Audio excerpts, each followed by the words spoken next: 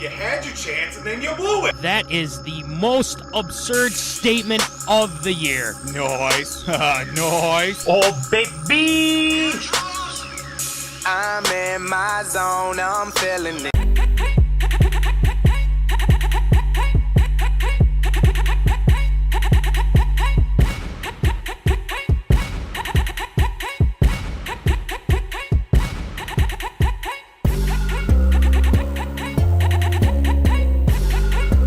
Live from West St. Paul Studios, it's time for MinneZona Sports Live with DJ Matty C and Paul the Shield Vold.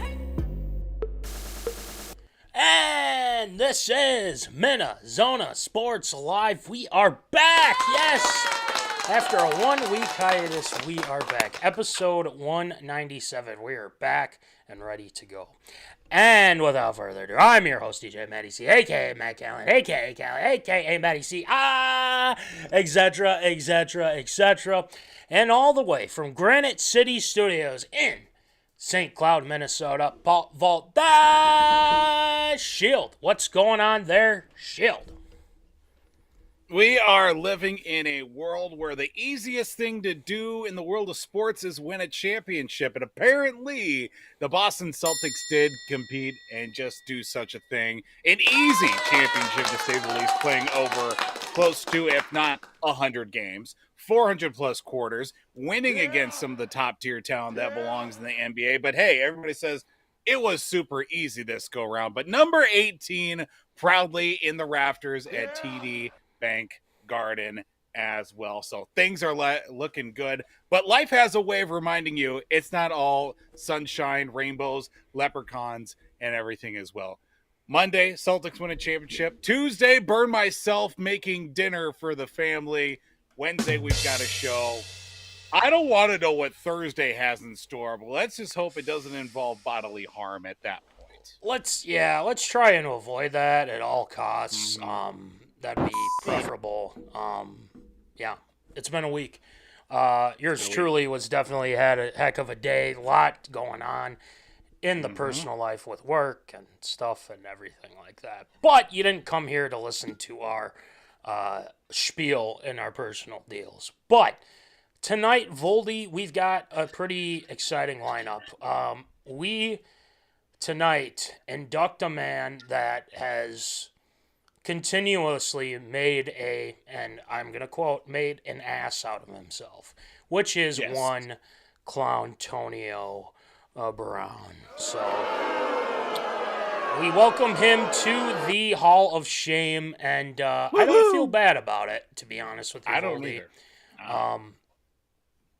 We'll explain more on that tonight, but as always, we have Tater Tot Hot Take. Tonight, we are focusing on the Twins. No Wolves this go around, no Vikings, Wolves. And our second hot take tonight, a team in Minnesota that is doing quite well. It just seems like now Minnesota in basketball, hand in hand. Is that really happening? The Minnesotalynx are number 1 in the Western Conference, so claps out for them.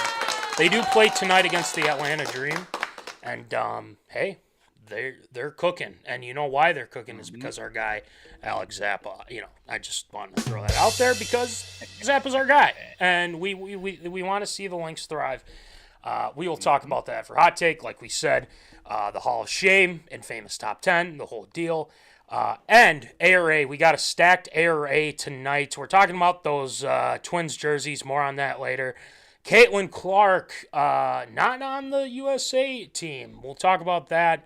And the Falcons finally get punished, but it's not what you think. We will talk about that. McCaffrey is the new Madden 25 on the Madden 25 cover. We'll talk about that. And to round things out, the Utah Hockey Club. The Hawking Hockeys, right? Or something like that. Is that what we're going with, Voldy? I don't know. I guess so. So, we'll talk about that. Lazy. For ARA, spoiler alert. And shield shoutouts. We got some shield shoutouts to get to, especially having the week off last week. So, Voldy, I say we get things going with some Tater Tot Hot Take.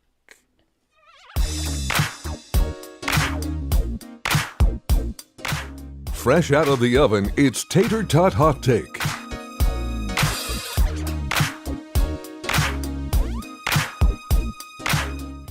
All right, you know the deal. Tater Tot Hot Take. We've got 2 hot takes tonight. We're starting off with our Minnesota Twins. Things have gone okay for the Twins. They're still fighting for the division. They entered this past weekend with a 60% chance to make the playoffs and a 22.2% chance of winning the AL Central. That's a steep hill to climb at this point in the season, but then again, a lot of things can happen. So, Voldy, we always talk about this, and the zoners know the deal. The trade deadline is almost upon us. It's starting to get closer and closer, and Voldy, we all know the deal with the Minnesota Twins. They don't do much at the deadline. They're not the type to go out and get some big names, add them to the team, and everything like that. They might do something here or there, but it's never a big splash. So the question is, and in this article too, at this point in the season, and I know we still got some to go on, and they had a great win last night against the your hated Tampa Bay Rays. And another player that's playing well too, Carlos Santana. We'll talk about that here in a second. But Voldy, would at this point in the season for our Minnesota Twins, and I asked this of the zoners as well, would you see the Twins as buyers potentially or sellers coming up here in July? One of the big things that I look at has the Twins been as of late. Sure, they've got a winning record. Sure, they beat up on Tampa Bay last night.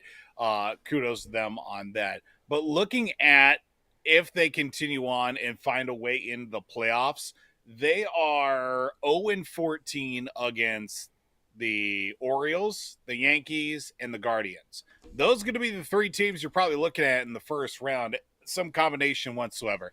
They've yet to get a win against those teams, including which, of course, the division-leading Cleveland baseball club, if you will, the Guardians, and that's not a good sign. So I feel like if they continue and they are in a position where they're still hunting for a wild card spot, they're in that second wild card spot, or they're looking at maybe making a move to get them in that position, they're going to have to make a move, because obviously the conservative way that they've been the last, few years, or at least the turn of the century, if ever, they don't really go out and make a big move that's going to help them down the road. Even if they don't make the playoffs, it's something that they look at as an opportunity to maybe get in that position to make the playoffs or not. Yeah. But it just doesn't look like that they could. There's a lot of question marks that they do have, especially when it comes to production, health. Can we get guys playing consistently on the field? Again, one of the things that continues to hurt the Twins is just the rotational aspect that they have of their team, that there isn't set guys at set positions. Somebody goes down, now we've got to reshuffle the whole deck, call somebody up from AAA, and maybe they'll get hot. Oh, no, We've got another guy that hurts themselves. I mean, we can go on for a whole show talking about the inability of the Twins to put together a consistent enough lineup. But then again, every team kind of struggles with that. But it just seems, since we're here, that the Twins have the biggest struggle of at least putting a lineup together. But getting back to the question, are they going to be buyers or sellers? It's tough to say right now. I would say give it about 2, maybe 3 more weeks. Obviously, no. Give it 2 weeks at least, because we're already at, we're in the back half of June already. And if they don't start, picking things up and getting some of these wins against Cleveland and Baltimore, and obviously the Yankees as well, they're going to be sellers come trade deadline time. Like you said, I think that's going to take some time. And another thing that I feel like they need to address too, and there's nothing I'm going to bring up involving pitching, but I will bring out a couple of things that I think are very important here. There's one guy I feel like that has kind of been the spark plug for the Minnesota Twins, especially last year in his rookie season. Edward Julian. He, to start the season, was the guy to, he was kind of the catalyst and, things like that. Not so much. He posts a 95 OPS plus X, Z, Y, X, whatever, that whole deal. You know what I'm talking about, the analytics crap. He was demoted to AAA in May. And I think that has hurt them in the lineup. But what hasn't hurt them, and I want to stay positive with this, is Royce Lewis has been great since he's been back. He's been smashing home runs left and right. He has been, what we were hoping he would be, staying healthy. Buxton starting to get, hot a little bit, and hopefully he can stay like that. So now you turn the position over to Willie Castro. And, he's been decent. Brooks Lee, Austin Martin gets brought up as well. So I think kind of what they will probably look at, let's just say that they're buyers at this point. They go out and get a second baseman or a designated hitter or whoever, just to kind of help give the offense some more spunk, to get them to be more opportunistic on offense. And so I think I'm looking at that. And Pablo Lopez hasn't had the best numbers. He hasn't been the same. Last year he was lights out. This year, he's had some struggles. But I think we're going to really need him to step up, be the guy, and whatnot. Because Joe Ryan's actually played really well. And we've been kind of relying on him. But we have to, remind ourselves, too, that the Twins are going to have some bad streaks. They're going to have streaks where they can't hit the ball worth a damn. And there's a lot of, you can't always rely on Royce. You need other guys to step up in this lineup, too. And, that goes out for, like, the Jose Mirandas, the Kirilloff. And apparently Kirilloff has been really off. I think he just got demoted, if I'm not mistaken. He did, yeah. Apparently the back injury that he's had has been a little bit more serious than they thought of, or he's just trying to play through the pain or whatever. And it's apparent. And getting to the part with Julian as well, I mean, it's a classic sophomore slump. Happened with Jose Miranda last year. Not enough consistency. Put him down at AAA, and Miranda has been bouncing back and forth from AAA and the Twins this season, parts of last year as well upon needed, but there's definite need in the lineup, especially that second base position, and then the minors is looking a little bit crowded right now. We've got some top prospects knocking on the door with, Brooks Lee continues to excel. Austin Martin's been back and forth, playing mostly outfield right now, but he does have that infield experience as well, with him being obviously an infielder by trade, but, getting more time in the outfield down in the minors. But, with those young guys looking to make their mark and at least make that step up, production at that second base position has been paramount, and sadly has been a bit of a sore spot ever since the Twins traded away Luis Arraez, for sure. Here's another question. Jorge Polanco, was that a bad idea to trade him still? Because I know you've been kind of, I mean, I think that has hurt a little bit. It did. I mean, it's one of those where neither team came out on the winning side so far. I don't know how Polanco's been doing this season. I'm not hearing a lot, so I'm going to assume no news is good news, at least for the Twins part. So it's like one of those trades where nobody won, nobody lost. Probably more lost than won, if anything. So, I mean, yeah, second base has always been it used to be shortstop for the longest time. Shortstop's like, all right, who are we going to get to play shortstop this year? I don't know. Everybody. Okay, cool. Now it's second base. Who are we going to get to play second base? I don't know. Everybody. Okay, cool. That's fine. Voldy, there's a couple names I want to rattle off to you here, and the zoners, you can as well in the chat. There's a name that's been floating around, and I feel like this is kind of the primary one because a lot of people think that it would make a lot of sense for the Minnesota Twins.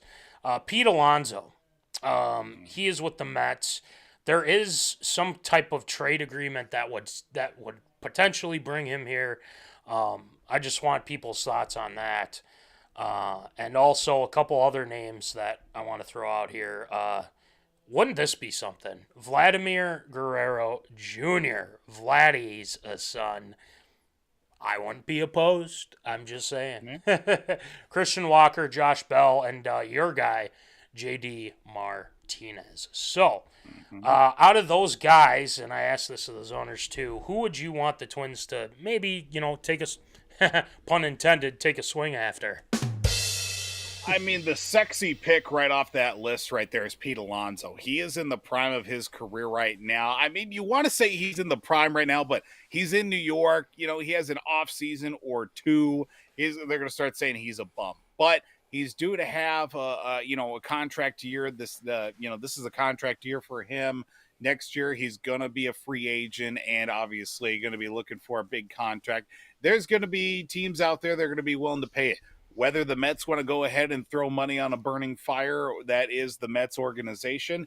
I don't see that not being a possibility, but for the time being, that is definitely a position that you want to throw at, especially with Pete Alonso, still good right-handed power.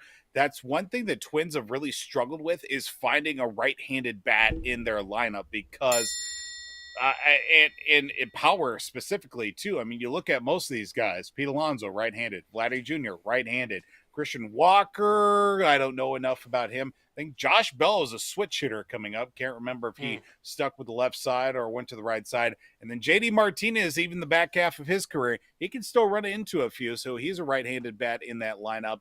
You definitely want to throw at the right-handed bats for sure. Vladdy, I would definitely say that's more of a possibility. But he's still a young enough guy. The Blue Jays are not looking as promising as they were 2-3 years ago in consistency with their system and their starting rotation. Pete Alonso would be a good one, but is he going to be willing to play even though it might not look like making it to playoffs? I mean, a lot of those names are really, really something to think about, especially putting them at that first base position or corner outfield spot. I mean, Alonso, Guerrero, obviously our first baseman by trade. Josh Bell's played a little bit of the infield and outfield. JD Martinez, probably stick him mostly at the DH spot, but he has played some first and the corner outfield spot. I mean, off that list, I'd want Pete Alonso in my lineup tomorrow for sure. Well, you mentioned the Blue Jays and, how things are kind of on the rocks. I have a suggestion. Why don't you bring up to the Major League coach Joel Bonnet? Wouldn't be bad. Not a bad idea. Just saying. We know him. Mm-hmm. We love him. We want him up there. And eventually, I bet you he at some point will be. So that could right the ship with the Blue Jays. Just want to throw that in there. But Easy Ace says this. How about keeping Polanco, Arise, and Dozier? And boom, there's your infield. LOL. Yikes. Hilarious.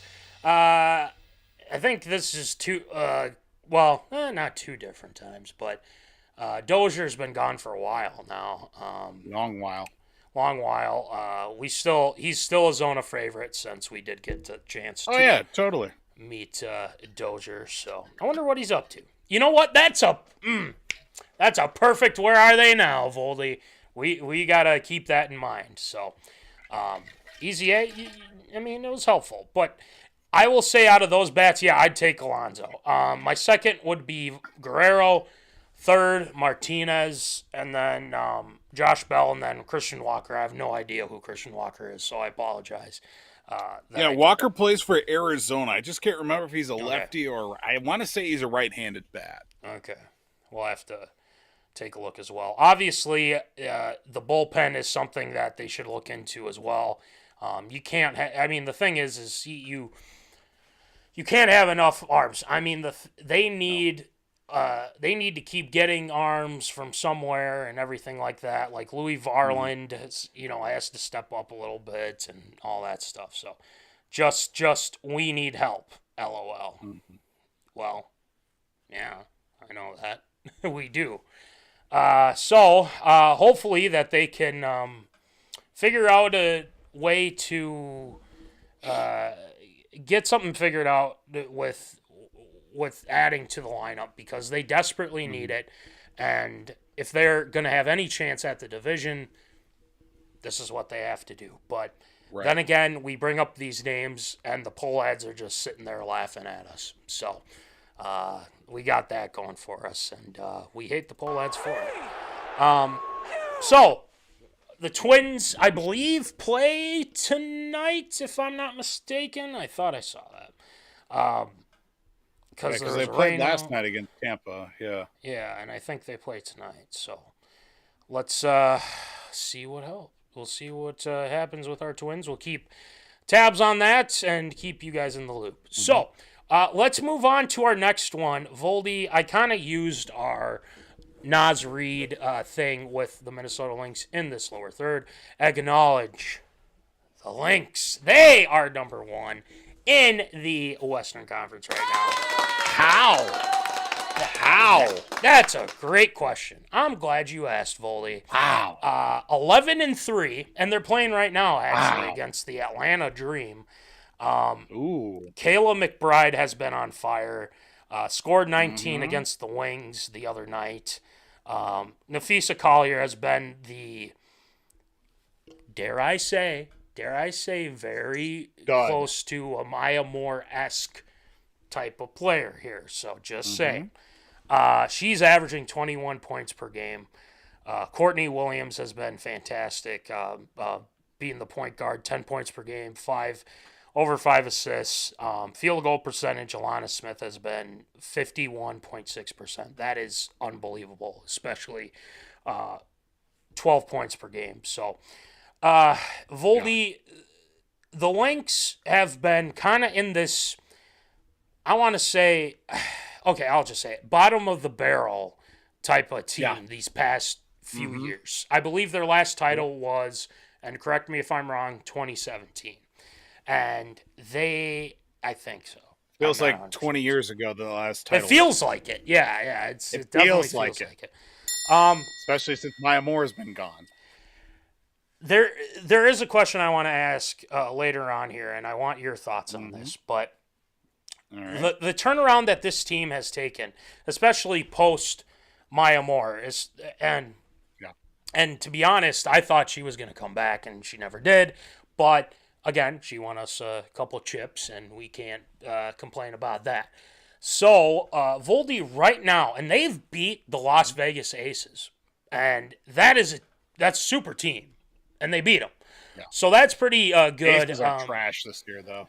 Yeah, true. They're not good. True. 6-6? Come on. Yeesh. Yeah, I did see that. Sabrina Ionescu, her team, they're on an 8-game winning streak. So they're... Yeah. They're in the East, though. You got to worry about that still finals. It's like the NBA. They haven't played it. The Celtics. The East beat up each other. West comes in. Boom. Handles business. Bada bing, bada boom. So right now, as the ESPN Power Rankings have the Minnesota Lynx at number 3. Now, they beat the Dallas Wings. They played them twice. I believe this is the second time they're playing the Atlanta Dream. So this is another team that they play again. They have been perfect, like, from the field. They are second in the league in scoring average, 86.2 points per game.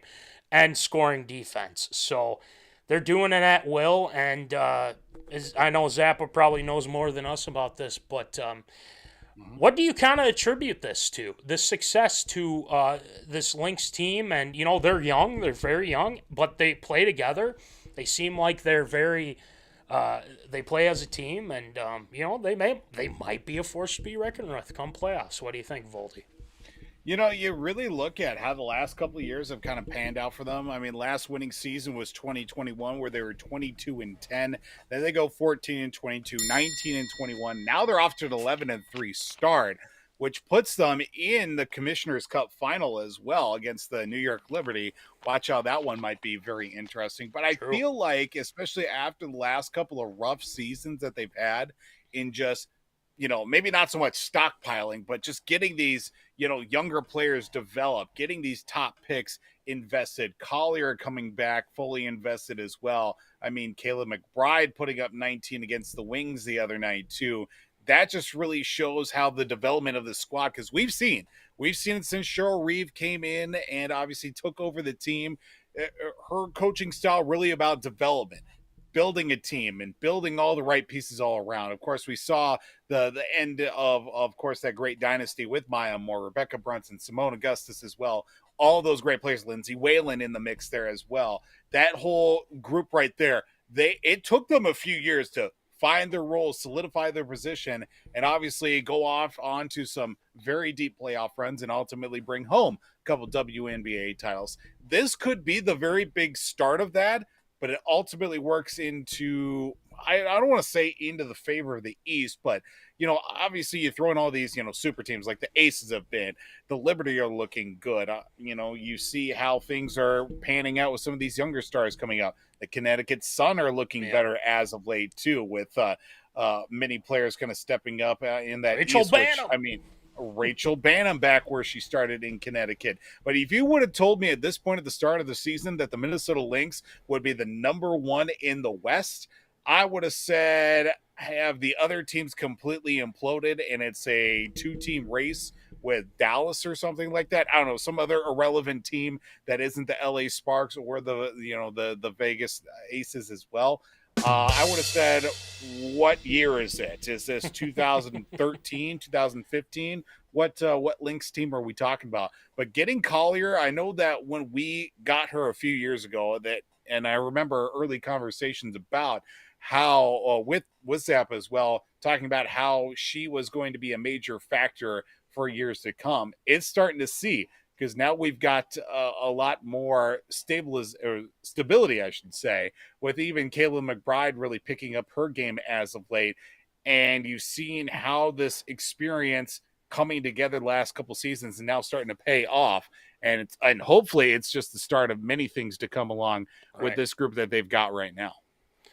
And that's what we want to see. And it's starting to come together. Now, here's my next question. And I don't want to be super controversial, but at this point, I don't think this is any really controversial. And Zappa, I think, would back me on this. But I think I'm ready to say that Cheryl Reeve is literally one of the best coaches in the WNBA of all time. And I mean that. Goat and status, I mean for that sure. for sure. She's the Olympic coach for a reason. Now, we're going to get to that too. I do want to talk will. about that because I want to defend her as well, because I feel like she's been getting ripped for the Caitlin Clark thing. We'll talk about that in air. We'll just kind of move that to the side for a second. So, Cheryl Reeve has done a phenomenal job at the post-dynasty era. She has reformed this team into something that nobody thought they would. They didn't think, that the Lynx would even, get back to what they were. Not saying that this team's going to be a dynasty. Well, it'd be great if they were. That'd be awesome. This isn't Simone Augustus. This isn't, Maya Moore. This isn't this team isn't built like that. Cheryl Reeve has, taken time and patience to get this team right.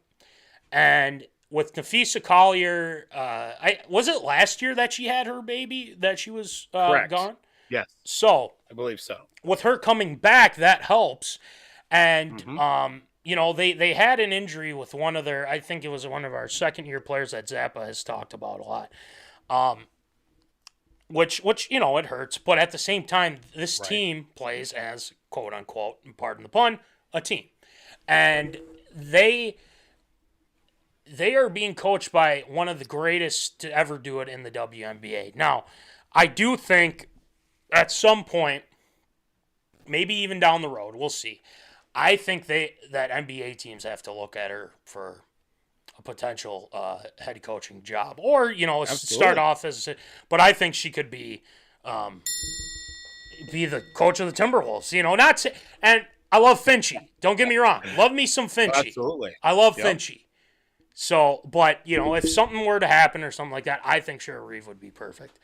So definitely I just want to lines of player personnel, player development, one of those positions, because you're like a coach, but at the same time you're working with the coach to get the best players that you can to help this team succeed for sure. And really quick too, I mean, they're 11-3 right now.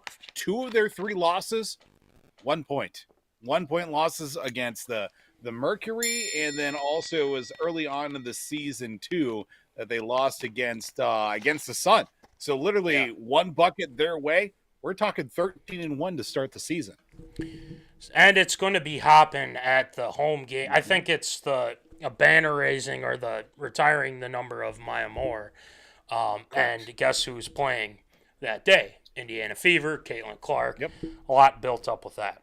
Wow, it's like they almost planned that or something. Yeah, I don't know. It's just saying. And Sister Callahan, my youngest sister, is actually going to that game, and she just purchased a Caitlin Clark jersey, so claps out. Come on, we're better than that. I know, but it's nice because people are really they love Caitlin Clark and everything like that. I mean, Los Lynx love me the Lynx, and I want the Lynx to win.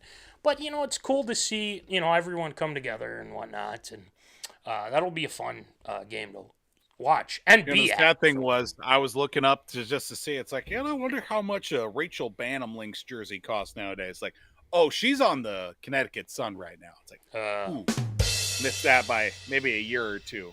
Just a titch. Darn. Just a titch. So, go Lynx. They're playing right now. I believe the end of the first quarter they have a lead against the Dream, so this could be 12-3. And we'll probably have to have Zap on to talk about this too. So looking forward to it. So acknowledge the Lynx. Put the ones up. Acknowledge Naz Reid because we miss Naz Reid. We miss the Wolves, but Los Lynx. Let's go Lynx. That's going to do it for Tater Tot Hot Take tonight. Voldy, it is time to induct a person into our Hall of Shame. Voldy, we've inducted Infamous Jameis. We have inducted Johnny, or John, per se, Football. We have inducted Dan Snyder, the clown that be Dan Snyder. Now we enter our fourth, I believe. I'm not missing anybody, am I? Or am I missing some? I don't know. Anyway, I think that's what we have. We there's a lot. So John Manziel, Infamous Jameis, and Dan Snyder. So did we do Josh Gordon? I feel like we did. I don't know. Well, we'll look it up. We got to go back. We'll check the tape. We'll check the tape. So, without further ado, it's time to get to the Hall of Shame, our top 10 infamous list, the whole deal. We don't have infamous lists to give because we are inducting one, Clowntonio Brown. So, we're going to give you the full deal since that concussion in Cincinnati years ago. And we'll go through the timeline. So, let's get it going with our Hall of Shame top 10 infamous edition.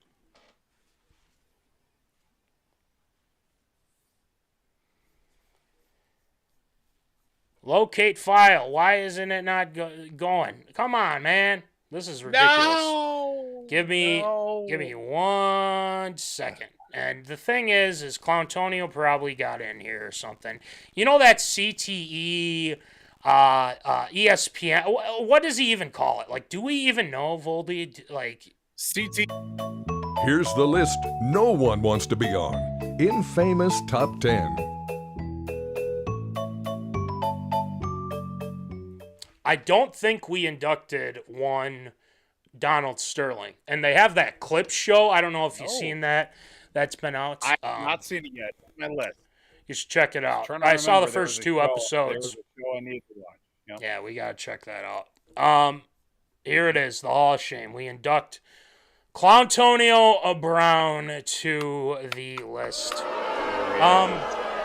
Voldy, I will give you a stat here. Clowntonio Brown has not, he may have gotten the number one spot with you, but I know for sure that I don't think he ever got to the number one spot with me. Reason being, actually, I don't really have a very good reason. He should be probably at the top, but he's been on this list for a long time now, and we decided to induct a guy that has clearly a lot of issues. And this isn't making fun of a guy that obviously got, knocked upside the head a little too much, right?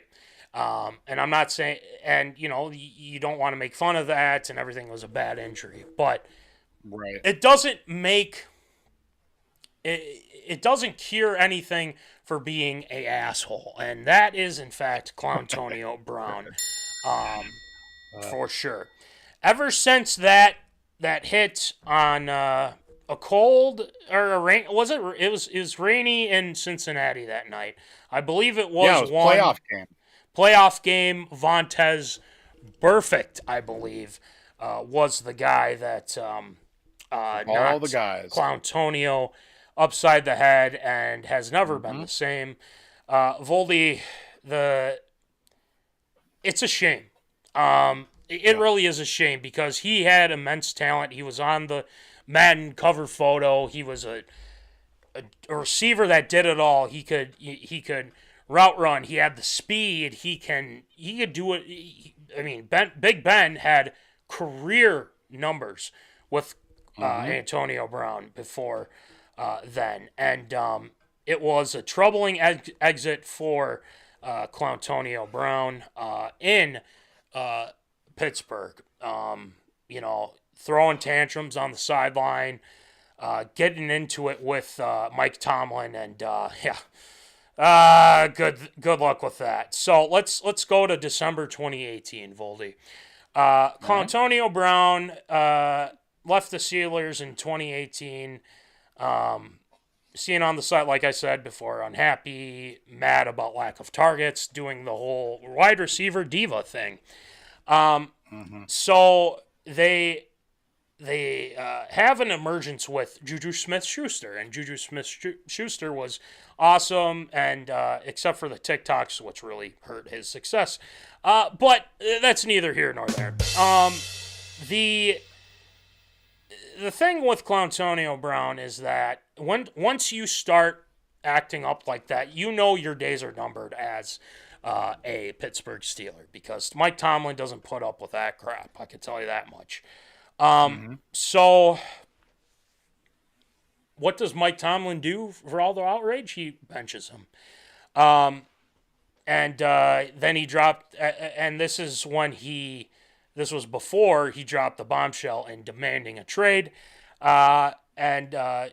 That's just kind of where things were. And the Steelers were, they were willing to accommodate because they didn't want to deal with that crap. So we go ahead to March, September 2019.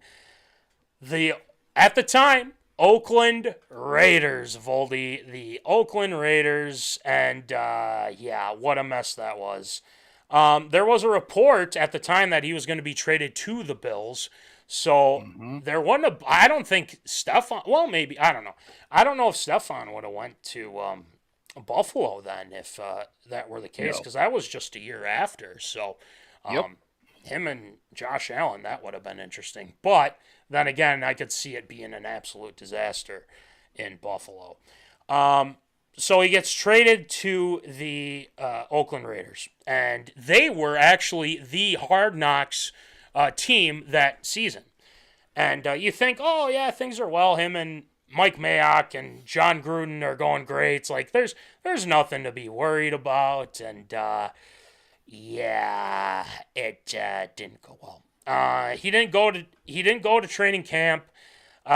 He admitted that he'd given himself frostbite when he was not wearing the correct footwear during a cryotherapy session. Wow. And which had blisters on his feet. He was recorded practicing without socks or cleats on his feet and was barely able to walk. So, first strike there. With the Raiders, I should say. He then, weeks later, and again, this is kind of the beginning of the end of his time in Oakland, which he didn't even play a freaking down for the team. So he filed 2 grievances against the NFL, did not practice with the Raiders, after being told that his helmet that he's worn throughout his career does not now meet NFL standards. Especially with concussions, things like that. Helmets have a 10-year shelf life before they are reevaluated to be reinstated as a safe option for athletes. And his helmet failed to qualify. So Clowntonio says, you know what, screw you. I'm going to retire if you don't, if I can't use my old helmet. And then, but then he eventually said, okay, I'll put it on. What a mess. And then days later, what happens? Him and Mike Mayock get into a heated conversation, and it didn't go well for Clowntonio Brown at that point, and he demanded to be released from the team and his contract. John Gruden called Clowntonio to try and speak reason into this idiot that is Clowntonio Brown, it didn't work because the Oakland Raiders finally released him after that terrible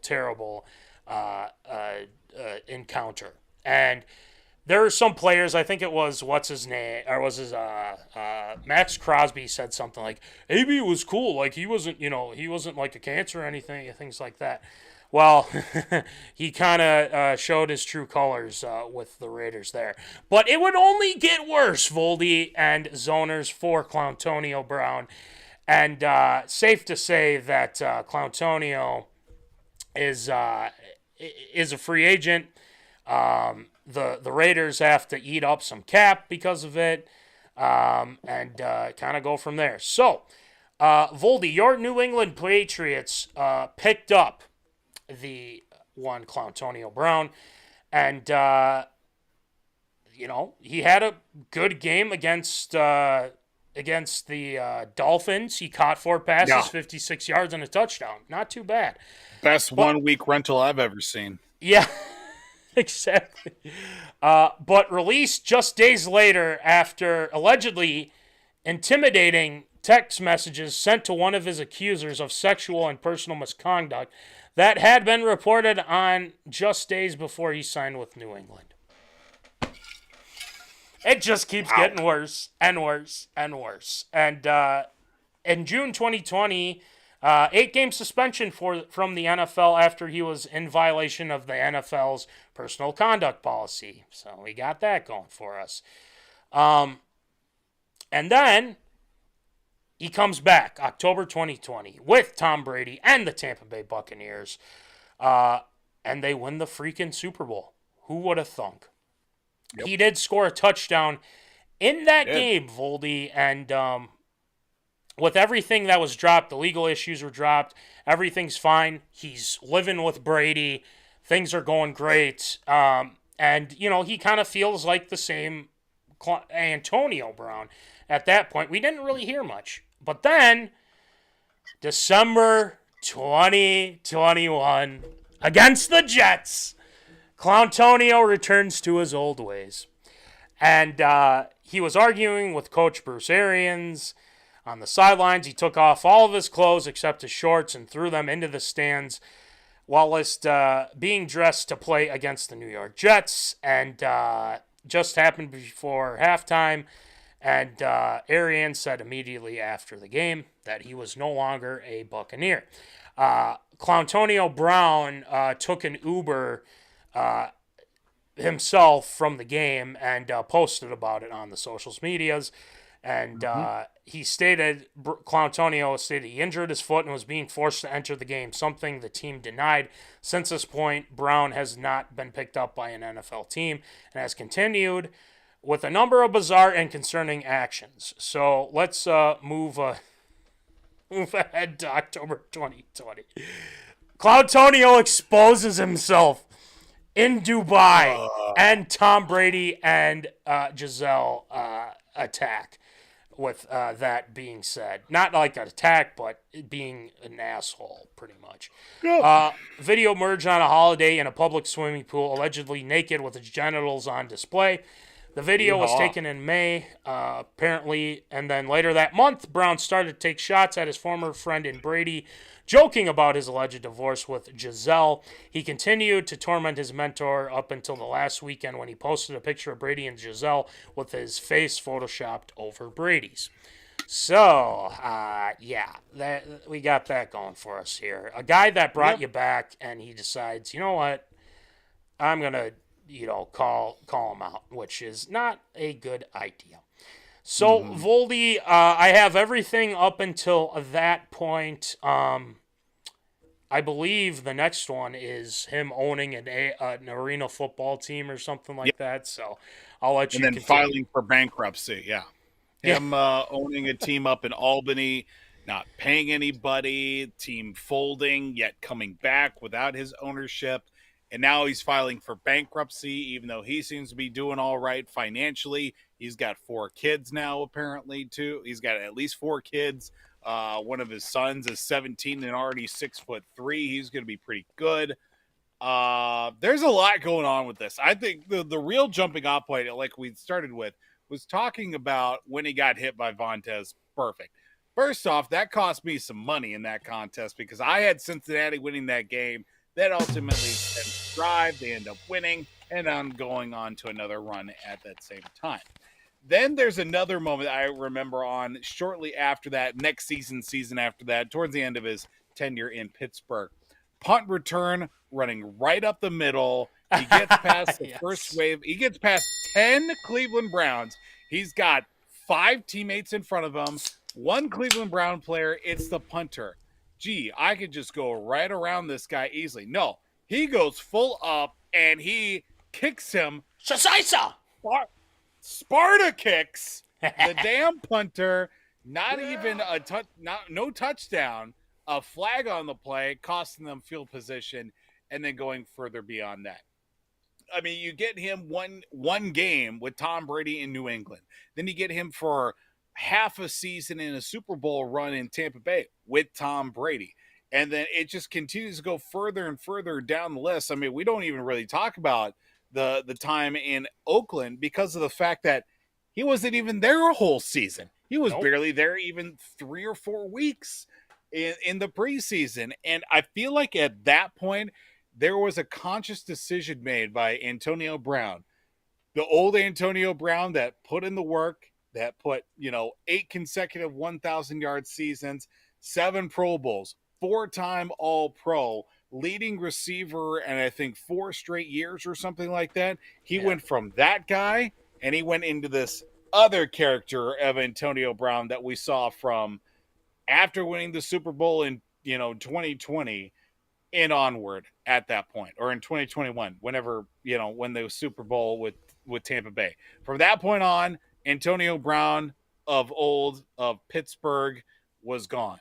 And this new Antonio Brown just continues to work further down the pecking order of life, and obviously throwing shade at his old teammate and Tom Brady and his struggles off the field with his marriage, posting inappropriate videos on social media. And I'm not going to say that I saw it, but let's just say Antonio Brown is doing okay in many regards when it comes to manhood. I'll say that.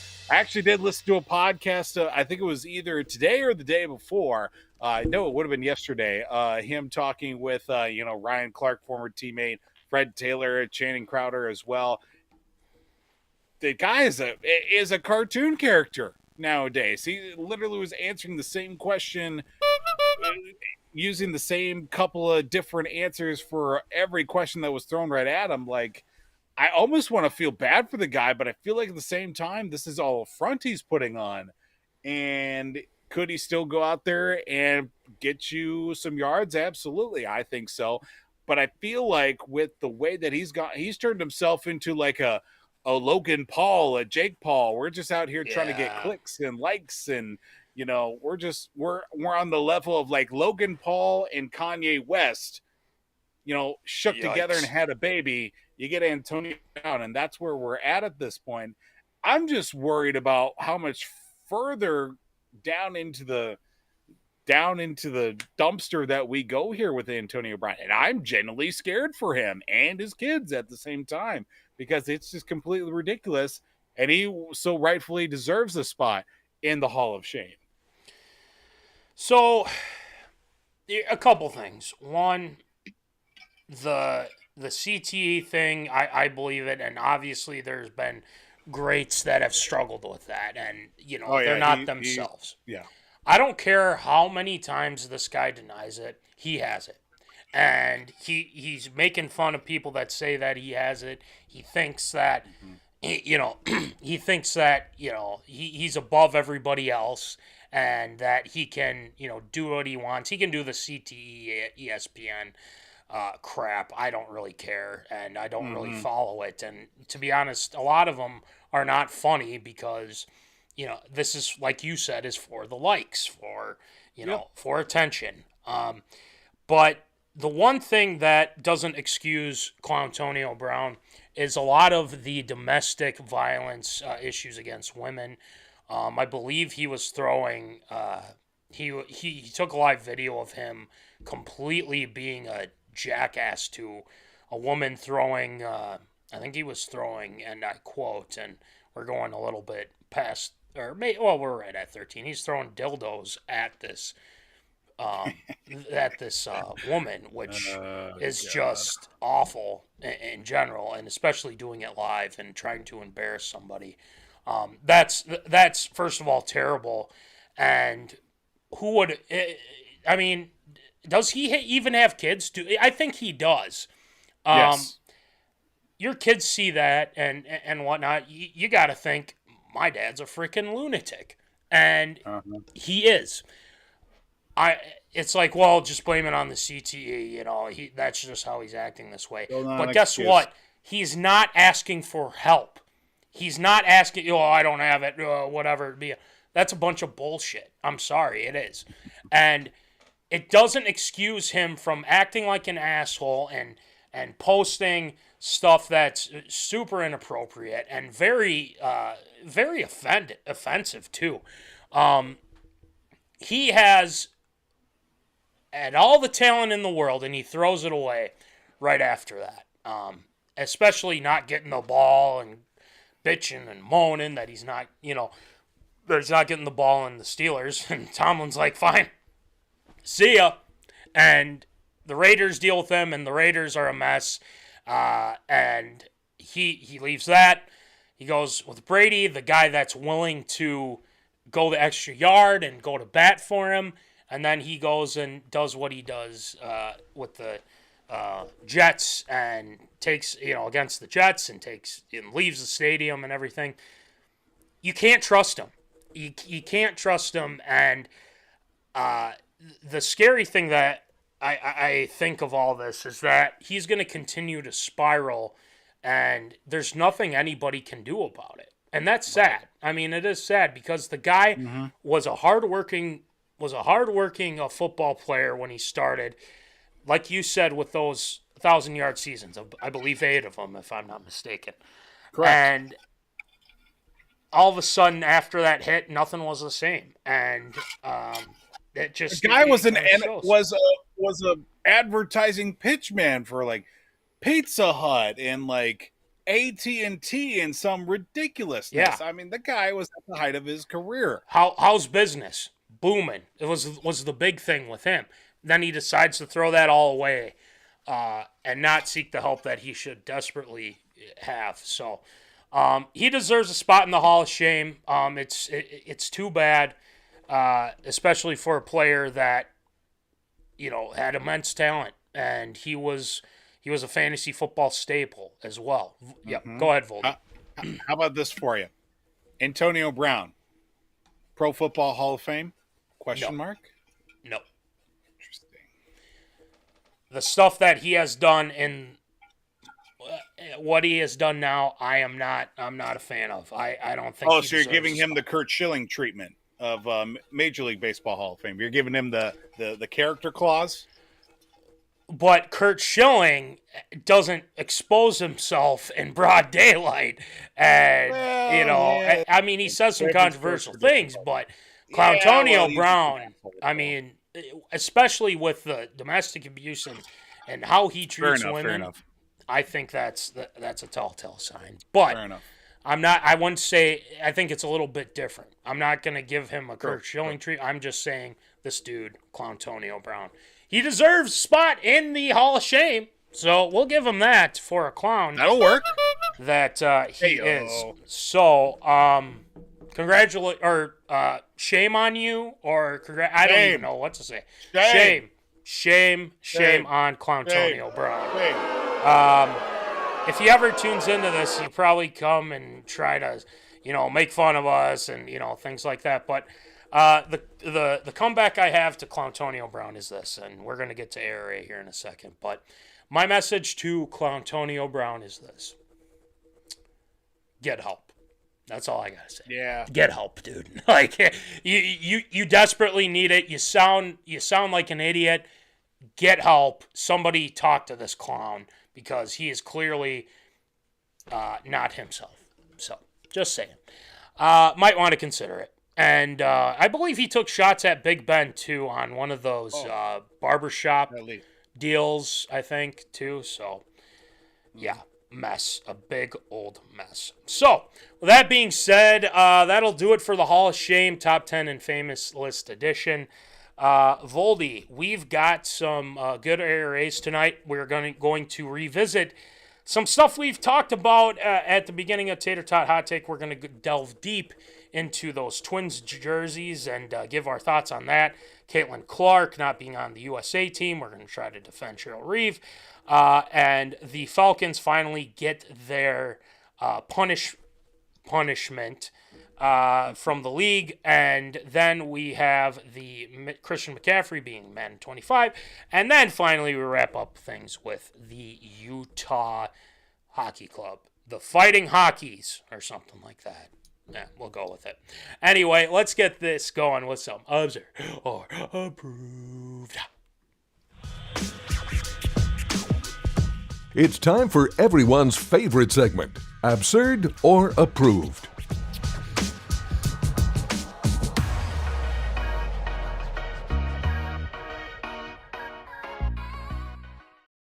All right, it is time for Absurd or Approved. So, Voldy, why don't you rattle them off for us, please? Well, this past week, the Minnesota Twins unveiled a new uniform, finally getting out their City Connect uniforms, which will bring forth, of course, a reminiscent feeling of summer in Minnesota. The water hitting against the rocks on the shore while hearing the waves ripple in and out as the sun sets. Yes, the ripple effect uniforms. Blue and yellow adorning the Minnesota Twins with an MN and the North Star on the chest, the state of Minnesota outlined on the hat, land of 10,000 lakes on the side. Blue and yellow City Connect uniforms put out by the Minnesota Twins on the shoulder patch, or on the arm sleeve, I should say, is in a silhouette and an outline of the common loon, the state bird of the state of Minnesota. There is a little bit of a yellow and pink outline on that shoulder patch to obviously represent the sunset. And on the underside of the hat, on the brim, of course, is the topography of Lake Minnetonka as the nod to, of course, Grammy Award-winning artist and Minnesota native, Prince Rogers Nelson, a.k.a. Prince, a.k.a. the artist formerly known as Prince, and thus another reference to Prince in Minnesota professional sports uniforms. DJ Maddie C, I want to ask you, is it absurd or approved the City Connect for the Twins is the best uniform that they have right now?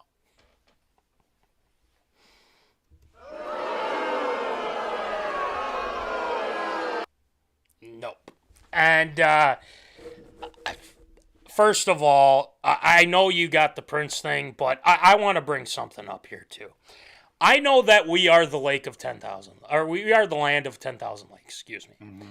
And I understand that the Wolves did something like that with their uniforms, and to be honest, sorry. Mm-hmm. Those don't look good either. I was really hoping that they would try and right the ship a little bit with this. The color scheme doesn't make sense. Right. I know we're the land of 10,000, but stop with the whole lakes connection. It is so stupid. I hate it. I am very... Again, I will represent the land of 10,000 lakes. I get that. But don't put it in a uniform. It doesn't look good. I'm sorry. This is a horrible jersey that I've seen on here. Now, Voldy, I will say, the hat, not, the MN, not great. I would wear the hat. I will not wear that jersey. I will not put that on or anything. And you know who does jerseys right, Voldy? The Minnesota Vikings, because those Winter Warrior jerseys are straight fire. Let's go. So good. I wish I could talk more about that, but the land of 10,000 lakes, don't make it into a jersey. It looks like crap. Stop it. It's so dumb. The MN doesn't really, like, all of a sudden, let's put yellow in it. Like, what?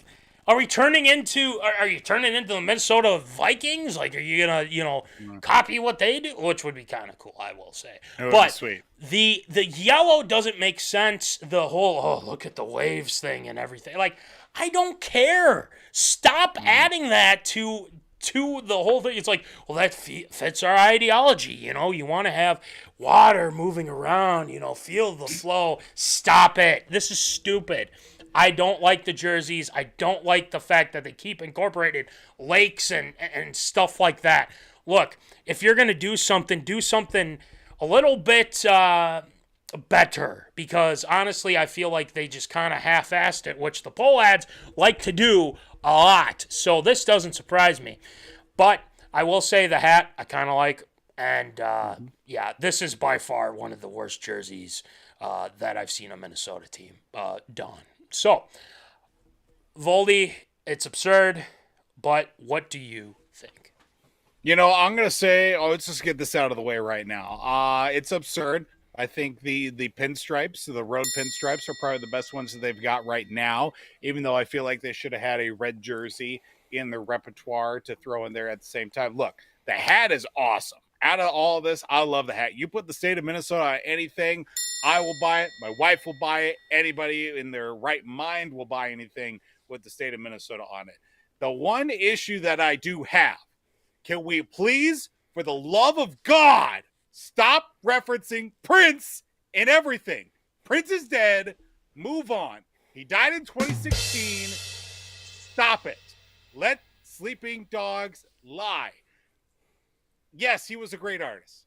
Yes, he represented Minnesota. But there are other artists from Minnesota that have represented Minnesota. I just pray and hope that Bob Dylan gets the same treatment that Prince did when and if he ever decides to die. Because Bob Dylan's like 1,000 years old at this point, still doing it at some point, one way or another. But yes, Prince is dead. We have to reference it one way or another. I'm sick and tired of it. Can we stop making it a goddamn personality trait when it comes to Prince? Yes, he was a great artist. All that. Fantastic. One of the best guitar players of all time. Top 10 for a lot of people, if not top 5 for a lot of people.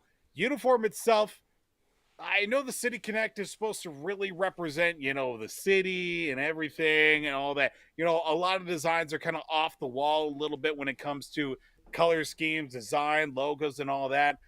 This one, I will say it's absurd. It's not the best one they got, but each and every time I keep looking at it, I mean, initial face value when I saw it, ew, hideous, get it away from me. But every time I see it about, you know, once every other day since it's come out. It's like the blow is becoming lessened and lessened. Like, okay, you know, not great, not terrible. Am I going to wear it every day? No, but it's undefeated right now, so that's a good thing. I believe the City Connects are 2-0 for the Twins right now, so that's a good thing. I would buy 100 of those hats right now. Honestly, they're pretty sweet. Snapbacks, fitteds. I've seen a couple of alternate hats that kind of, you know, same feel with that. It's fantastic. But the jersey itself and the whole uniform, the blue pants, they look like a bad softball team or like a bad Legion baseball team. They could use a little bit of work. But, you know, City Connects, more, you know, when it comes to a swing and a miss, they're more miss than actual swing on it to begin with. So I think it's absurd in my mind. Hey, they just have to ruin things, and I hate it when they do stupid do. stuff like that. And, you know, but we can agree on the hats. That's the main thing. And, you know, I feel like this is even better, especially this past month or so. I have not been to Minnesota in probably 20 years. Bring your ass. That, my friend, the shirts, the hats, and everything like that, that is how you sell it. So, take some notes, Twins. So, we'll throw that out there. All right, next one, Voldy. Well, one of the more controversial topics since the last time that we had a show, Indiana Fever guard and #1 overall pick in this past April's WNBA draft, Caitlinclark was finally left off a team, that being the U.S. women's basketball national team that will be representing the United States in the upcoming Paris Olympics coming up here in a matter of weeks. She was not chosen to the 12-team roster, which was unveiled, of course, with a process of choosing players still being held up by a various committee, as opposed to the way the men's team is selected, with now actually Grant Hill, former player, choosing the final say of who represents Team USA. But Team USA leaving off what's the phrase that I'm looking for? She pushes the needle a little bit, that when it comes to Caitlinclark, not only in the United States, but obviously internationally with the growth of women's basketball in recent years. Caitlinclark was asked about being left off the Team USA roster and said that she's excited for the team that will be competing in the Olympics, that she has not fully earned that honor as of yet to join Team USA. But everybody else seems that just because her name's Caitlin-Clark and the way she's played the last couple of years, that automatically throws her on the team without actually having a chance to prove herself whatsoever. Of course, Team USA on the women's side being led by Minnesota Lynx head coach Cheryl Reeve. Is it absurd or approved? Has Caitlin-Clark done enough to earn a spot on the Team USA roster? Well, before we get into that, I want to throw in something here because Lucas, our guy Lucas, is tuned in. Let's go, he says. Get the Boston hat and jersey off, though. Puke. It seems like he is not a fan of the Celtics winning. But nothing easier than winning an NBA title for the 18th time because winning is easy, baby. But that's what everybody else seems to think. Let me put this out there, and Lucas, I know it probably it's tough right now, but how awesome is it to see Luka go down like that, especially all the crap that he talked with our Wolves and whatnot, and then to see him cry after every freaking call on him, and he'd be like, "Oh, that's a foul. That's not a foul." I'm just glad that I don't have to see Luka win a championship, try to rub it in our face and whatnot, because the Wolves are coming back. I'm telling you, they're coming back. They're coming for you, Luka. Get ready. So going back to this, Lucas is saying the hate for Clark is too much. It's not helping the game grow. I agree, and I feel like if we'll probably dedicate a segment to this to try and explain, give our thoughts on this, but we're gonna stick to the USA thing more like. But shout out to M Stig 43. What is good, my dudes? What's good, my friend? What's going on? Happy that you're tuning in. So for Caitlin Clark, has she done enough? I don't want to come out and say, oh, she doesn't deserve it. If she was on the team, I'd have no problem with it whatsoever. I think Cheryl Reeve knows what she's doing, and this isn't a decision that is solely Cheryl Reeve's decision. There's a lot of factors that come into this. There's other coaches that are in this as well. You've got some of the staff that's around her as well. And I don't think it's enough to shade Cheryl Reeve here because, again, she is a WNBA championship coach. And you can't sit back and say, oh, boy, blame you for leaving her out on the team. Caitlin Clark's going to be on the USA Olympic team at some point. This is nothing against Caitlin Clark, and I don't understand the hate for Caitlin Clark. And Angel Reese, damn you for everything that you're like, oh, me and her are cool and everything like that, but then you smack her in the head a couple nights ago just because you think you're a badass, which, again, you're not. But we'll talk about that at another time. I don't think it's a disservice that they left her off the team, but hey, you know what? She wants to strive for it, and she was quoted saying as well that that she isn't really fazed by it. She said that she'll have another opportunity at it, and she'll not have to worry about anything that's worry about like not being left off, and she wants to strive to get to that point.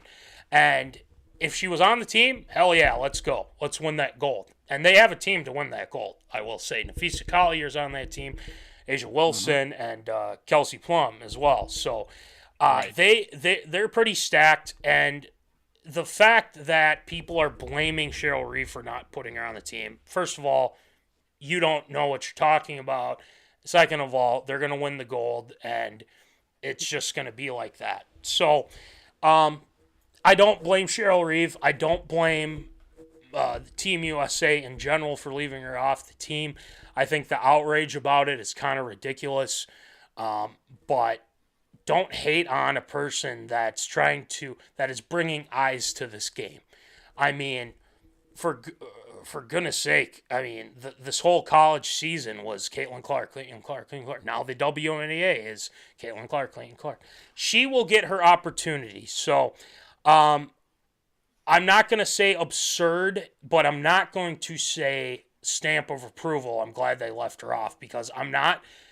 And if they put her on, I'd be like, let's go. Let's do it. You know, let's see her ball out. And Ionescu's on that team too, so she will have the opportunity to play for Team USA in the future. And if people are outraged by it right now, listen, it is what it is. Caitlin Clark will be in the future. So there's hope, okay? There's hope. So, Voldy, what do you think?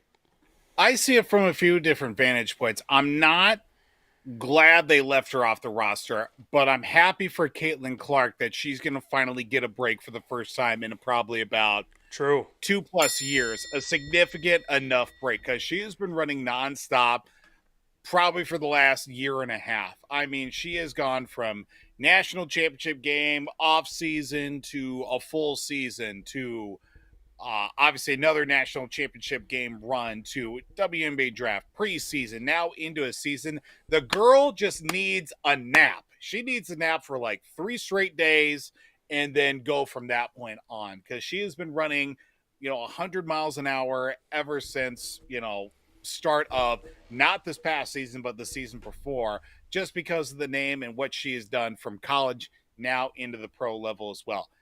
Another thing that I look at as well, who are you going to take off the Team USA roster Exactly. in front of in favor of, hey, let's pull out our new shiny toy here at an international level? I see it from that vantage point. You're going to be losing, thousands, if not millions of viewers to say, where's Caitlin Clark going to do to help Team USA win their, I believe, if not their 7th or 8th consecutive gold medal? I believe they're going for number 7, or no, they've won 7 straight. They're looking for their 8th. Do you want to tell Sabrina Ionescu, Jackie Young, Asia Wilson, Nafisa Collier, Diana Taurasi, Brianna Stewart, and Nanika Ngumake? Those are just 6 players that I've just named out of the 12. You're going to tell one of them, yeah, we're going to go with Caitlin Clark over you. You enjoy the nice month layoff from the WNBA season. It's not going to happen. The nucleus of Team USA with Cheryl Reeve, she wants the best players that have produced since she took over, obviously, coaching Team USA the last few Olympics at the same time. She knows what she sees. Right now, it's not Caitlin Clark's time. 4 years from now in 2028, go nuts. I feel like at that point, she'll be very, very fine polished. She'll probably be at the same level Ionescu is right now in her career, if not a little bit further.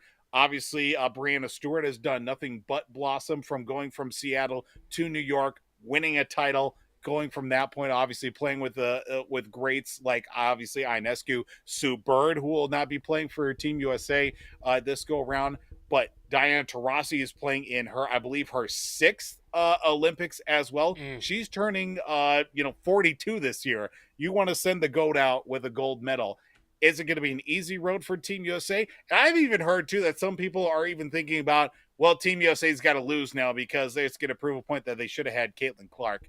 Shame on those people for even thinking such a thing. Yeah. Team USA has done nothing wrong to deserve this. They want the best players. Caitlin Clark needs a break.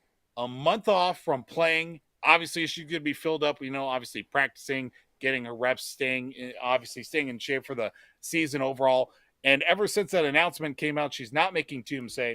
Her game is skyrocketed, putting up 30 points per game, looking like the Caitlin Clark we saw in college after the tough start to the year. She's still taking her licks, but she's performing at the level that most people thought she would be from the get-go, adjusting to the game, getting into the flow, finding the system, adjusting from the college to the pro level.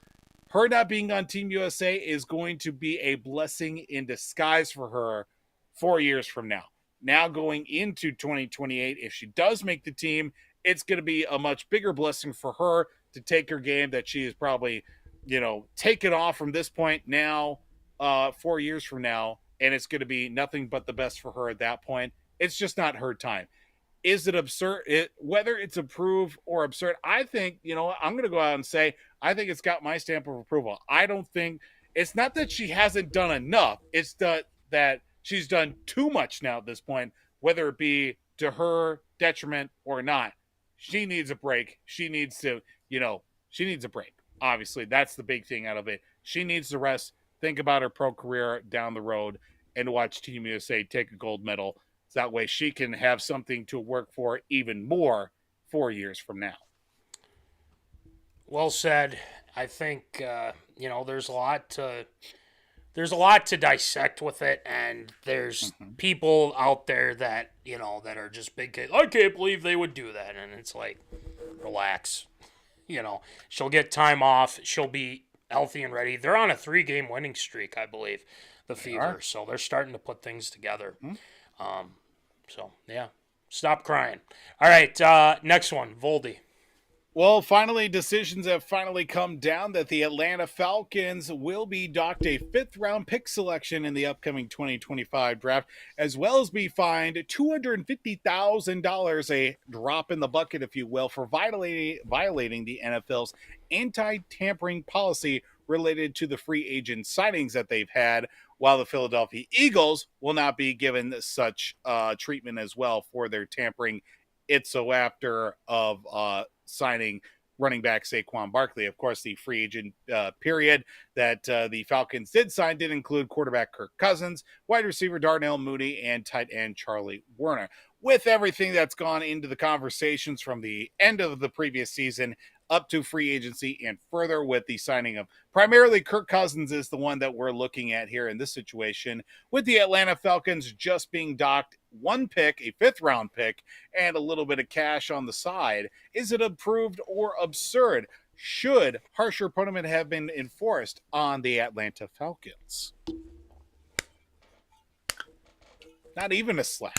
Come on now. No, sorry, there was a mosquito and I couldn't get him. Okay. I got sorry about that.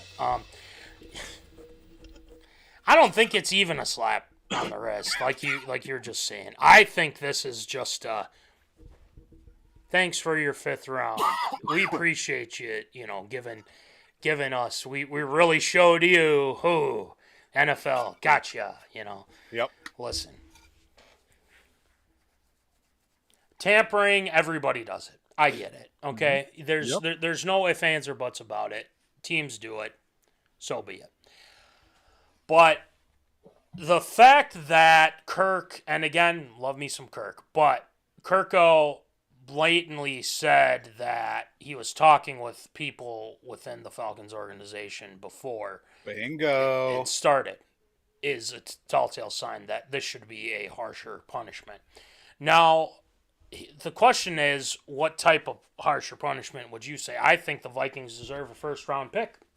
Bingo! So, I think they deserve a 1st-round pick for going in and completely just, jumping the gun already with Kirko Chains. I'm not... I think they should be punished. But then again... taking the 5th round and just being like, haha, we took your 5th round. It was very valuable, even though it wasn't at all. And then they get a slot, and then I think the GM was fined or something like that, and someone else is fined. I mean, in NFL terms, man, that's. I mean, for us, that's pretty bad, but for them, right. Oh, that's just that is so awful. Oh my gosh, yes, absolutely, stamp of approval times 1 billion. That this should have been taken care of for sure, with the Falcons getting only getting the NFL taking the Falcons' 5th-round pick. Right. But let me preface this by saying this now. The NFL has not given enough steep punishment for teams. The Eagles were last year in trouble for the tampering thing. They suffered for it, and they almost did it again. But there has to be, if you want to make a point, you have to make it known, hey, don't be doing this. We want to make it known.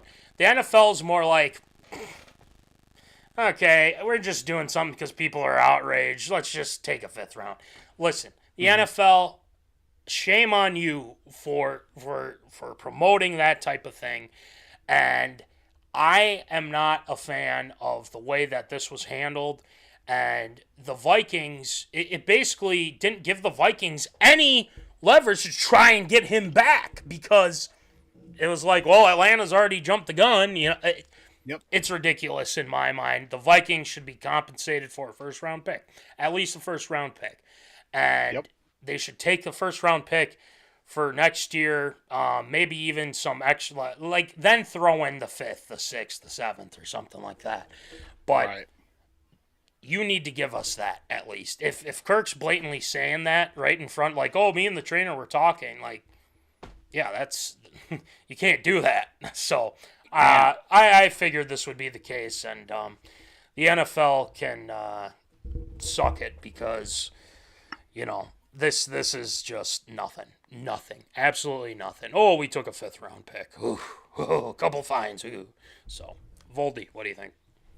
I really think that the NFL should take a page out of the way Adam Silver really cemented his status as zero tolerance when he first joined and was commissioner of the NBA. Of course, he got an easy one, softball on the tee. Donald Sterling, what did he do? Boom, lifetime ban. Hepatitis, see you later. Donald Sterling, gone forever. Aaron Hernandez. But how does this really affect the fact that a team can just go out and try to, for lack of a better term, illegally try to sign somebody, or at least get them to head their direction, as opposed to the other team who's going through the process the legal way and trying to re-sign that player? If anything, that 5th-round pick should go back to the Minnesota Vikings. That money, whether it goes to charity or not, should be compensated towards the Vikings side as well. I think the team that ultimately loses the player should be compensated for that player that was tampered with, signing with another team. That team that did sign the player by tampering goes back to the team that was tampered with. So ultimately, the Vikings should get Kirk Cousins back. The Falcons pay his salary. We'll call it straight and even though the Falcons have plenty of money to burn, obviously giving him a 4-year, $180 million contract, 100+ guaranteed. The Vikings should ultimately get Kirk Cousins back. But that is a pipe dream, to say the least.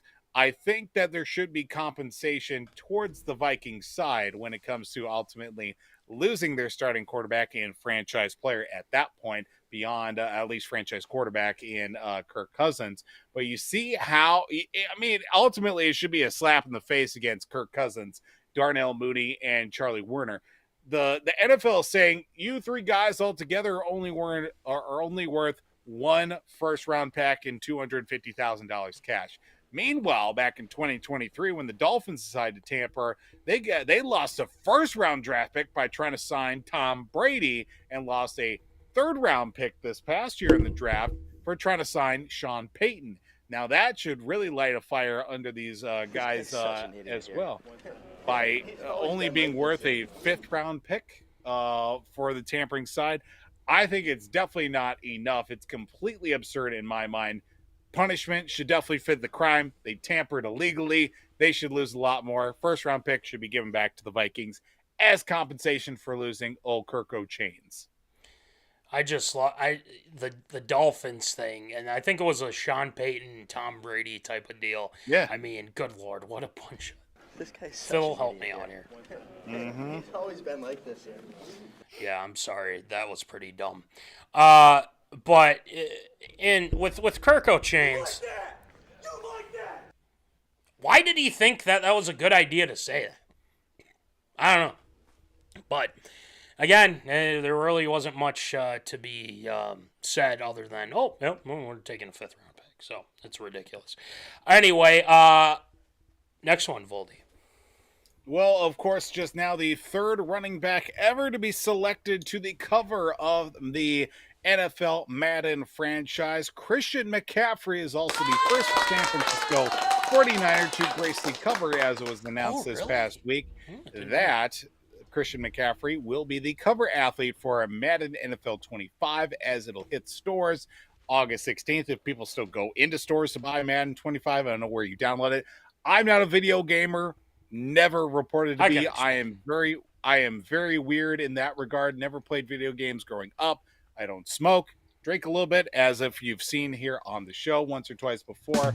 But getting back to the task at hand, Christian McCaffrey now joining the list of past players gracing the cover of Madden, but also comes with the added tutelage of maybe being added to the list of the Madden curse. Of course, just coming off a big contract extension, 2 years, $38 million in extension through the 2027 season. Of course, he's due to be married in the upcoming weeks to former Miss USA Olivia Culpo, and also set to be celebrating his 28th birthday in the coming weeks as well. So things are trending in the right direction for Christian McCaffrey. Of course, coming off a unfortunate Super Bowl loss to the hands of the Kansas City Chiefs.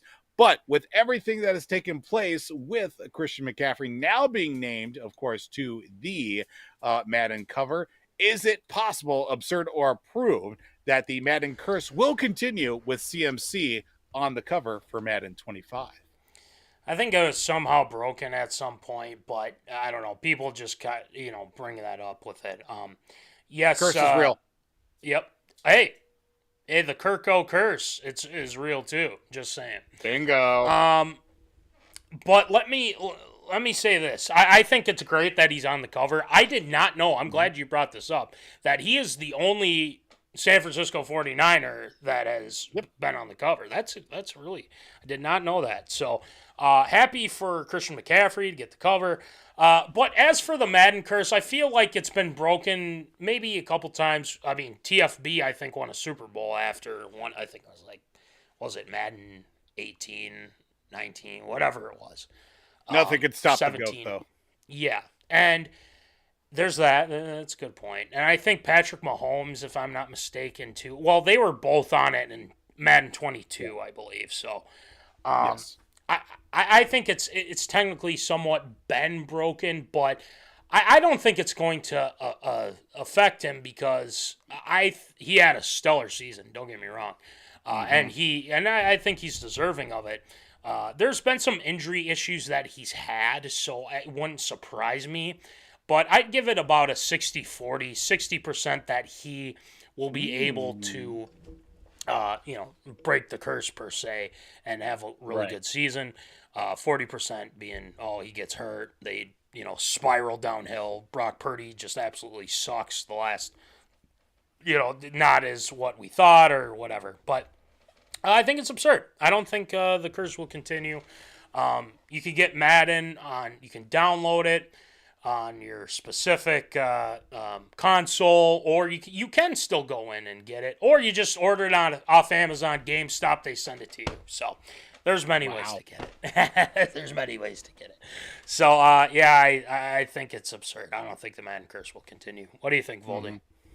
Yeah, I look at it from, two vantage points. One, obviously, the sane, rational person would say, no, I feel like the year that he's had the last couple of years, obviously since going to San Francisco, things have been going great. He's been utilized in a number of ways that he continues to grow his game, obviously get his licks, but still be the stellar play that he was ever since he joined the league, even those years that he had in Carolina where he was the main feature back. Now he is a great piece in the cog that is the Kyle Shanahan system, with obviously Brock Purdy, Debo, George Kittle, and that whole wide receiver core that they do have, even though that's hit a couple bumps in the road as of late. More on that later.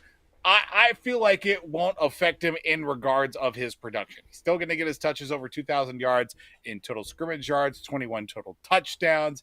He is certainly going to get the numbers that he has in recent years and hopefully get over that hump of winning the big one, that being a Super Bowl in his tenure, with that being San Francisco. Now looking at the other side from the completely paranoid conspiracy theorist, Illuminati is real. Madden curse will always be a factor as well. And if he gets hurt, first thing I'm thinking of is Madden curse. Madden curse will always be a relevant factor. It will only take the GOAT to break the curse, that being Tom Brady. and the little GOAT, junior GOAT, Patrick Mahomes as well. Only the combined powers of them could have broken the curse as well, but until then, it's still intact. It's still intact. You got to believe it, and I still think it rings true. It's just, I'm glad JJ didn't get the cover. I keep doing it. Jets. I'm sorry, Justin Jefferson. Jets. Didn't get the cover because I don't want that. I don't want that on him. I don't want that curse upon him because he doesn't deserve it. But he is ranked number 99 again for his rating. So, Jets, we congratulate you on that because well deserving. All right, let's wrap this up, Voldy. Well, heading to the world of the National Hockey League. Of course, the Stanley Cup still yet to be decided a winner, but we're looking forward to the future with the Utah NHL franchise that unveiled their name and likeness for the upcoming 2024-25 season. The team that will be based in Salt Lake City, the Utah Hockey Club. That's right, taking a page out of the Washington football team, if you will, from years past. The Utah hockey franchise will be known as the Utah Hockey Club for the upcoming season, unveiling not only their name and likeness, but also their uniforms for the upcoming season, choosing a style of, looks like a little bit of light blue, white, and black, with the primary home uniform being Utah going down in the right to left chest in descending order, with Utah as well as the road white uniforms in reverse color, as the Utah Hockey Club will be set to take place with the upcoming draft here in the coming weeks as well, towards the end of June that will be taking place. But Utah Hockey Club doesn't exactly roll off the tongue, but a decision was made with the franchise still yet to pick an official name and also, well, I guess, mascot, if you will, for their team coming up. Is it absurd or approved the Utah NHL franchise calling themselves the Utah Hockey Club for the upcoming season? Is it absurd or approved? Look, I know that the Washington Commanders really screwed this up, but that was under some bad ownership, let's be honest. But let's look at it from this. I think you can easily pick a name because this has been in talks for a long time now. I think it's absurd that it takes them this long. But luckily, they kind of, I think is it a fan vote? Yeah, a fan vote. Correct. Utah Blizzard. I kind of like that with the snow theme and everything. Not bad. The Utah Mammoth. Yeah, I can see it. I don't hate it. Outlaws, kind of like that. Utah Venom. Sure. The Yeti. That is sweet. I do like that. The Utah Yeti, I think, is something that they should do, and I think they should just do it right away. I don't care. Who cares? Oh, well, we got to make the fan. No, just go with the Yeti. I like the Yeti. That's cool. The Kraken, really like Seattle Kraken.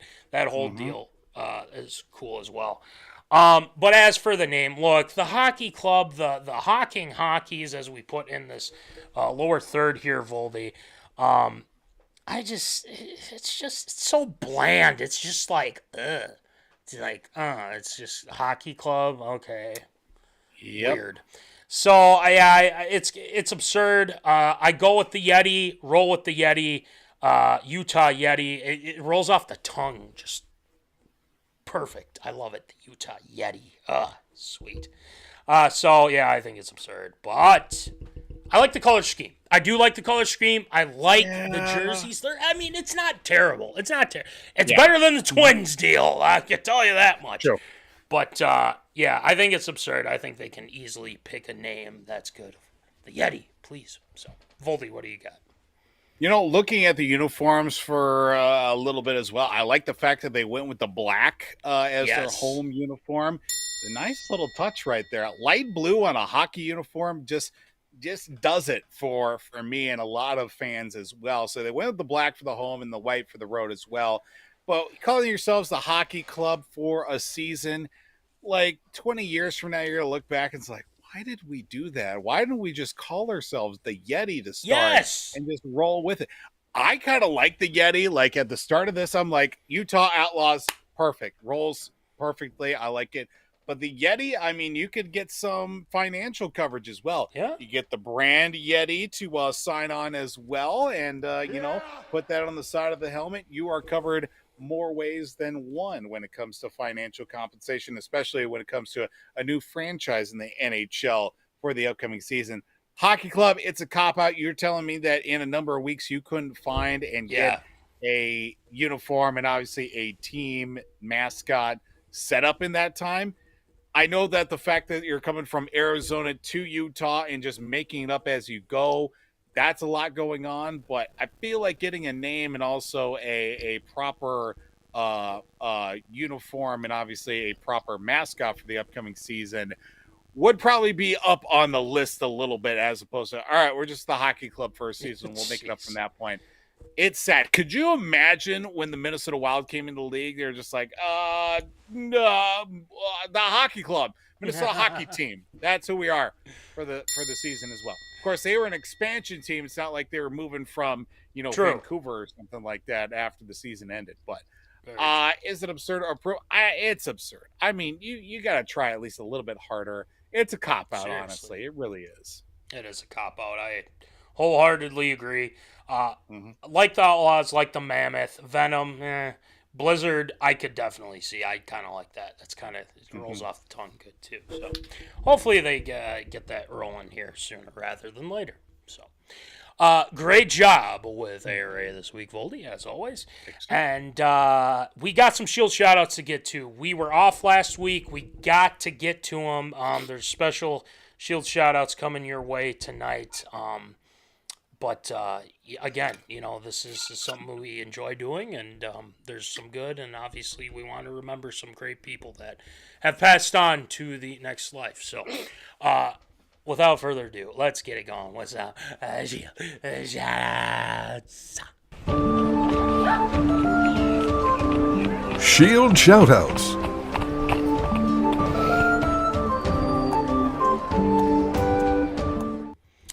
All right, Shield, who ya shouting out tonight?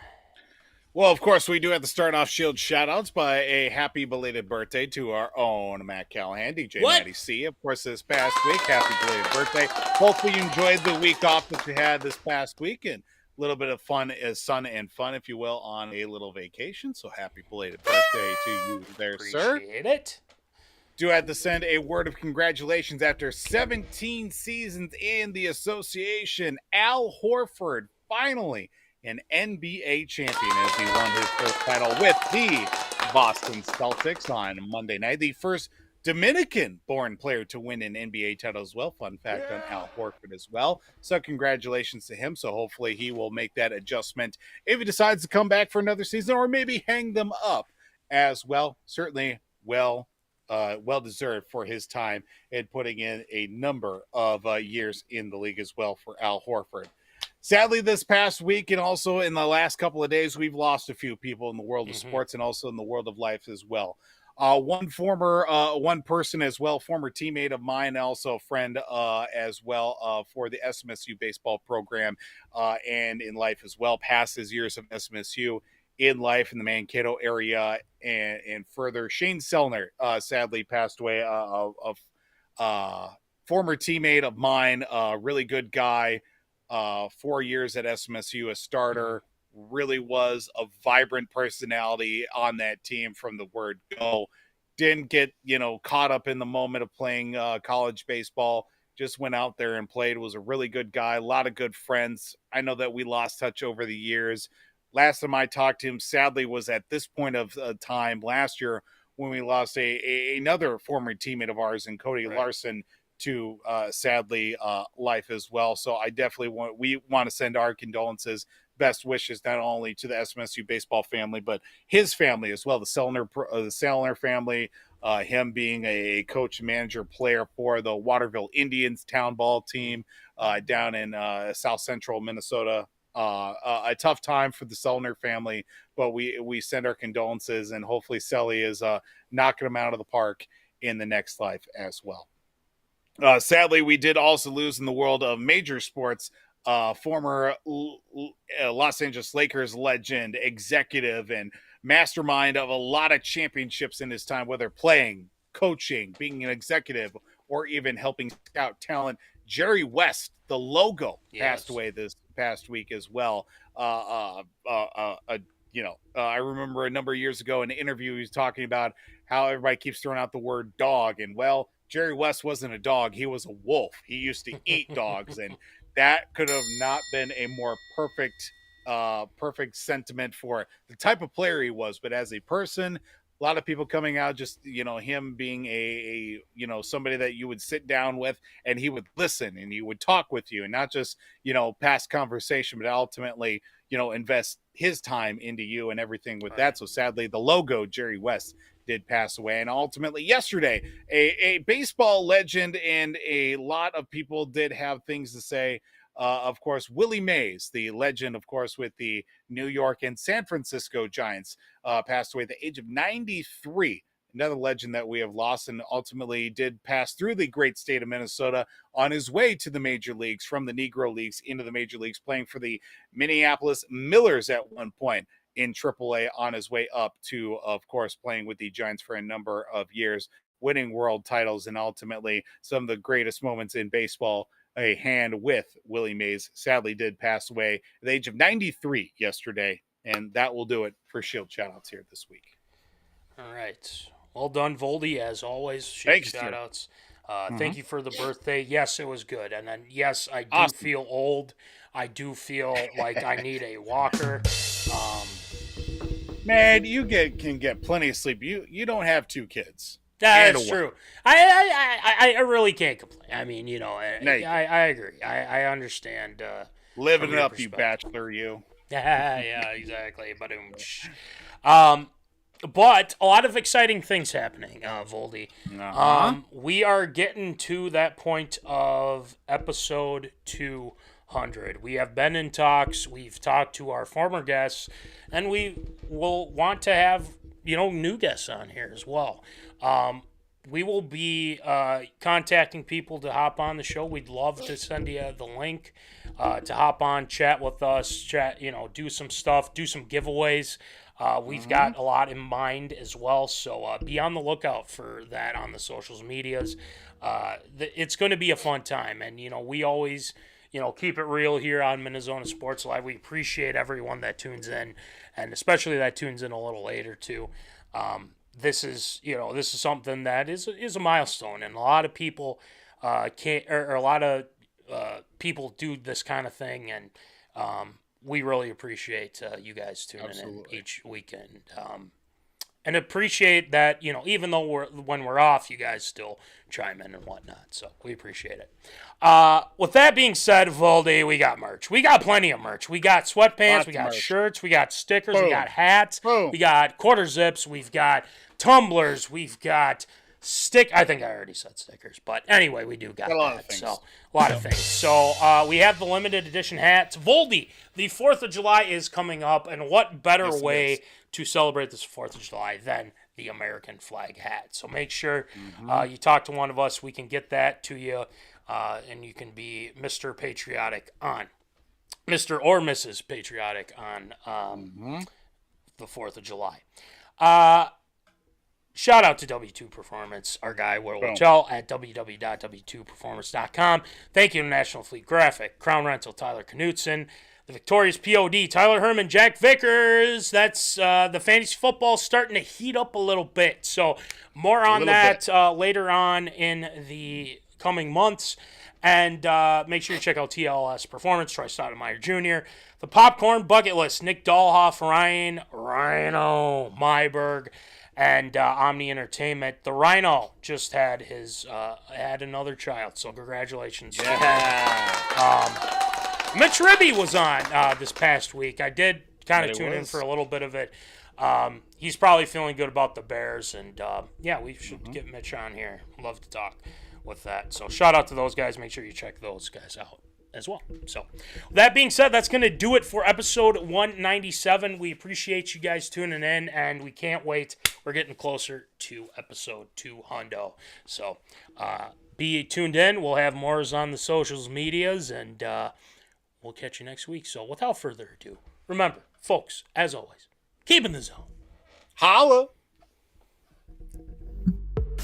Thank you for watching MinneZona Sports Live. Join us Wednesdays at 7 p.m. for live show broadcast. And as Voldy likes to say, follow us on all the socials medias.